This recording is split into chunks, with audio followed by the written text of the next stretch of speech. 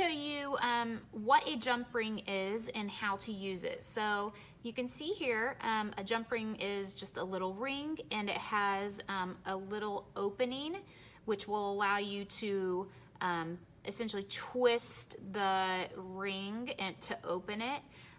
So when you're working with a jump ring, I recommend using 2 pairs of pliers. It will help you to open and close it better. It's hard a lot of times, no matter how little your fingers are, how strong your fingers are. Sometimes it's just hard to do that otherwise. So let's find the opening here. Some of these are hard to see. There we go. So I have a hold of one side with 1 pair of pliers and the other side with the other. And I'm just going to twist it like this to open it.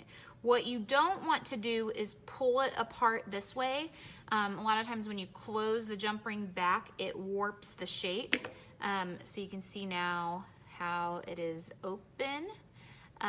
So from here, if you wanted to connect this to something, so let's say I wanted to put it on a piece of chain, I would just put one side of this through the loop of the chain. When I close it back, I want to close it the same way I opened it. So I just want to twist the 2 sides so that they line back up. It's really important that you make sure that the jump ring is closed completely, especially if you're working with really thin jewelry wire, or like we use fishing line for a lot of our beading. But if that's open at all, the fishing line can slip out of there. So just keep that in mind.